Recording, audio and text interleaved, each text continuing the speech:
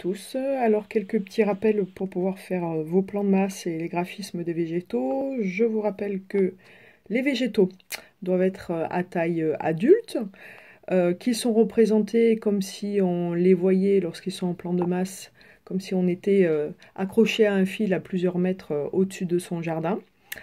Donc le tout est de trouver un graphisme qui soit représentatif du feuillage, lui donner une densité ou une légèreté en fonction aussi du végétal. S'il est dense, mettre beaucoup de graphisme. S'il est très léger, faire un graphisme fin et en mettre très peu, par exemple. Donc pour faire du graphisme, on va commencer par celui-ci. Donc je vous rappelle qu'il faut essayer de faire un graphisme qui soit ressemblant au végétal. Donc là on part sur par exemple voilà, ce type de graphisme. Donc on fait le tour de l'arbre pour démarrer. Voilà la périphérie.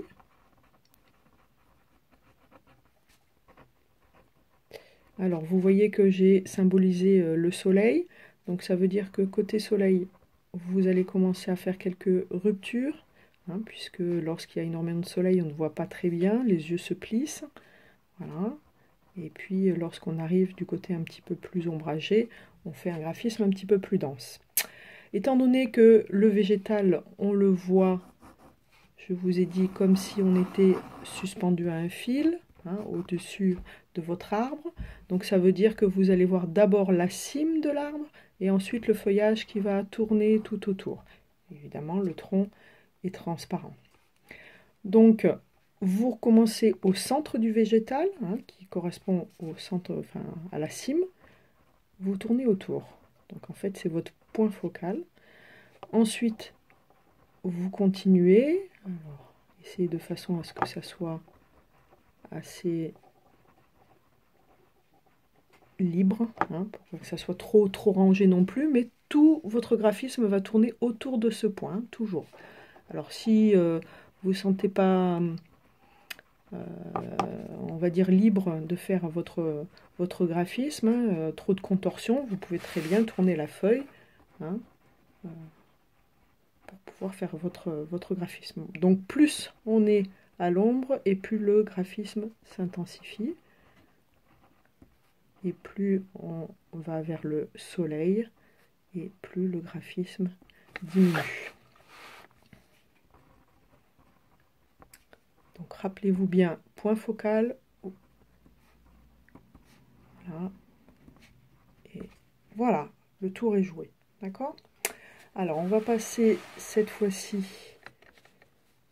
plus à l'utilisation des feutres à alcool. Donc vous choisissez des feutres donc du plus clair au plus foncé. Donc à vous de regarder au préalable voilà ce que ça peut donner, hein. Et ensuite vous commencez du plus clair au plus foncé. Certains font l'inverse. Le tout est d'aller le plus rapidement possible pour que justement l'alcool qui diminue justement le séchage du feutre puisse effectivement agir et puis les couleurs puissent se fondre les unes dans les autres. Donc je commence par le plus clair, côté lumière. Hein. Donc voilà, alors je fais comme si je faisais justement du graphisme. Côté lumière, ben, on peut laisser quand même beaucoup de blanc. Et après, vous travaillez en demi-lune, hein, pour faire ressortir finalement votre volume. Hein. Voilà le premier. Ensuite, j'utilise la deuxième couleur. Donc je fais quelques points de feuillage. Puis je pars un petit peu en retrait, toujours en demi-lune. Voilà. Et je charge dans la deuxième couleur.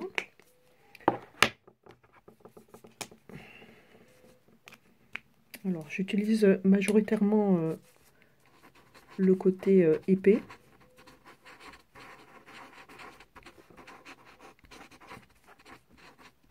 Voilà, donc là, les couleurs se diffusent les unes dans les autres. Alors je peux attendre pour le côté plus foncé que ça sèche un peu pour remettre un petit tourlet, ce que je ferai faire tout à l'heure.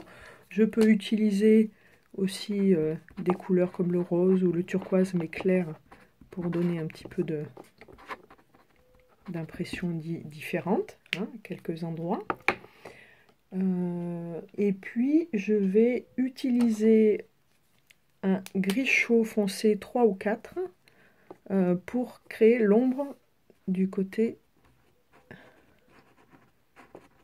de la surface non lumineuse, donc à l'arrière du végétal. Donc je commence fin et puis au fur et à mesure que ça rétrécit, voilà, je rétrécis mon trait, d'accord.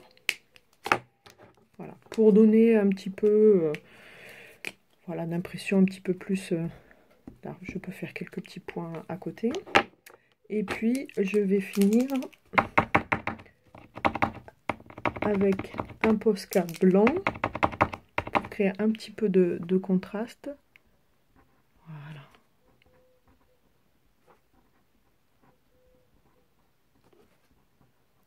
Toujours du côté le plus ombragé.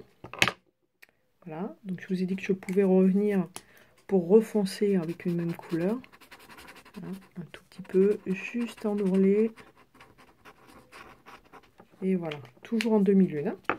On va tester une autre, hein, puisqu'on peut utiliser plusieurs couleurs. Donc là, je vais passer sur des mauves. Hein, voilà. Alors, en commençant par le plus clair, toujours côté lumière. Voilà, je fais des petits points ou un petit peu du même sorte que le tout premier que j'avais fait, hein, comme si c'était du feuillage, pour éviter justement que ça soit trop régulier. N'oubliez pas que le végétal est quand même vivant, hein, donc si on veut lui donner un petit peu de fluidité, ça peut être intéressant. Donc voilà le deuxième, toujours travail en demi-lune, hein, ça n'oubliez pas.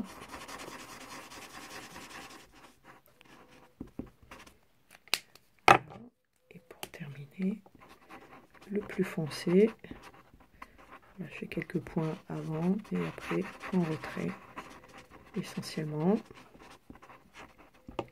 Toujours même principe, mon ombre.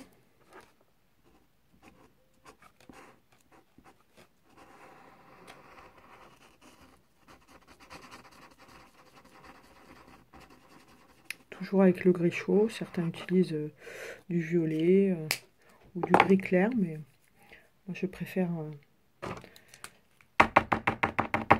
le gris chaud, je trouve que ça fait un petit peu plus réaliste.